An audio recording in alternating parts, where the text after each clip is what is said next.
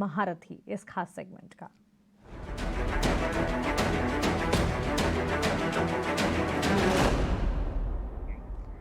Mid cap के महारथी segment में आज हमारे साथ HDFC सिक्योरिटीज के देवर्ष वकील जुड़ गए हैं। Devarsh, good afternoon. बताइए, मिड कैप में कहाँ है महारथी रिटर्न्स वाले स्टॉक? इनफैक्ट मिड कैप पूरा ही काफी अच्छा एक्शन दिखा रहा है। स्टॉक पिकिंग काफी ज्यादा इंटरेस्टिंग हो जाती है और काफी ज्यादा ट्रिकी भी हो जाती है, क्योंकि सारे के सारे स्टॉक, सारे के सारे थीम्स मिड कैप में अच्छा खासा चल रहे हैं। बताइए जी। हमने हमारे कस्टमर्स को बुलाया, मेक हे वाइल सन शाइन्स। तो अभी अच्छा मौसम है, तो पैसे कमाने का समय है। सीमेंट ऐसा सेक्टर मुझे लगता है कि अभी भी काफी अच्छी बढ़त आ सकती है। हमने पहले भी ये मिड कैप के महारथी सेगमेंट में ये सीमेंट कंपनी की बात की थी, वहां से अच्छे रिटर्न मिले हैं, पर अभी भी अपॉर्चुनिटी है। भारत में चारों तरफ आप देख रहे हैं कि एक इंफ्रास्ट्रक्चर बूम है, और सीमेंट सेक्टर में मुझे लगता है कि एक ड्यूल एडवांटेज रहेगा। अभी डिमांड अच्छी है और उसमें आगे जाके डिमांड बढ़ सकती है। जनरल इलेक्शंस है, तो इंफ्रास्ट्रक्चर में और पैसे स्पेंड हो सकते हैं। और दूसरी तरफ जो जिनकी कॉस्ट है, फ्यूल में, पेटकोक में, कोल में, वो सब में गिरावट आई है। तो यहाँ पे ओवरऑल मार्जिन में मुझे लगता है कि Q1 में भी अच्छा खासा बढ़त मिलेगी।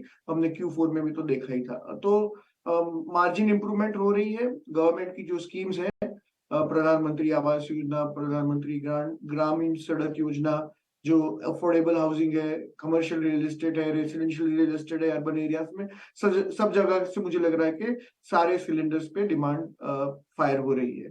तो इसमें mid cap and small cap में जो सीमेंट की कंपनियां हैं, जहां पे वैल्यूएशन अच्छे हैं, वहां पे हमें निवेश करना चाहिए।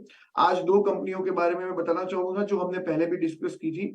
बिरला कॉर्प 1200 के आसपास अभी ये जो ट्रेड कर रहा है, इसको धीरे धीरे 1200 से 1100 में हम एक्यूमुलेट कर सकते हैं। इसका जो प्रेजेंस है रिटेल में, वो लुक्रेटिव नॉर्थ और सेंट्रल रीजन में है, और उनका जो मुकुटबंद प्लांट है वो धीरे धीरे रैंप अप हो रहा है। आगे जाके वहां से गवर्नमेंट के इंसेंटिव भी चालू हो जाएंगे सेकेंड हाफ ऑफ FY24 में, तो मार्जिन में और बढ़त आएगी। कोई बड़ा कैपेक्स नहीं है, तो ये जो सारे पैसे आएंगे उससे उनसे डेट रिपेमेंट होगी और उनके एंटरप्राइज वैल्यू में सारा पैसा ऐड होगा। तो काफी अच्छी अपॉर्चुनिटी है मुझे वहां पे लग रही है। 1100 से 1200 के बीच में एक्यूमुलेशन करने की मैं राय दे रहा हूँ। 1300 का टारगेट हमारा है, 1310 का। उसके ऊपर हमने एक रिपोर्ट इशू की है। वैसी दूसरी जो छोटी सीमेंट कंपनी है वो ओरिएंट सीमेंट है। 120 से 140 के बीच में धीरे धीरे आप एक्यूमुलेट कीजिए इसको। इनका जो 10 मेगावाट का वेस्ट हीट रिकवरी का जो प्लांट है, वो एक क्वार्टर में ऑपरेशनल हो जाएगा, और उससे आगे जाके FY24 और आगे जाके इसमें मार्जिन में अच्छी खासी बढ़त आएगी। 200 रुपए से ज्यादा का उनका कॉस्ट में, ऑपरेटिंग एक्सपेंडिचर में रिडक्शन आने की संभावना है। लास्ट क्वार्टर में भी हमने देखा था कि एम्प्लॉय कॉस्ट काफी कम की थी और उससे भी उनको फायदा हुआ था। तो ये दोनों सीमेंट की कंपनियां करीबन हम 7 टाइम्स FY25 के EBITDA पे वैल्यू करते हैं। तो हमें 1310 का बिरला कॉर्पोरेशन में और 155 का ओरिएंट सीमेंट में टारगेट आ रहा है। तो 120 से 140 के बीच में धीरे धीरे एक्यूमुलेट कीजिए। मीडियम टर्म में 155 का ओरिएंट सीमेंट का हमारा टारगेट है। Man sector firing in on all cylinders. Devarsh की तरफ से दो सीमेंट स्टॉक्स और यहाँ पर राय आपको मिलती हुई। अफकोर्स नजरिया 6 महीने का मानकर चलें, ओरिएंट सीमेंट पर भी फोकस रहना चाहिए और साथ ही बिरला कॉर्प। शुक्रिया देवर्ष आपका हमारे साथ जुड़ने के लिए और मिड कैप के महारत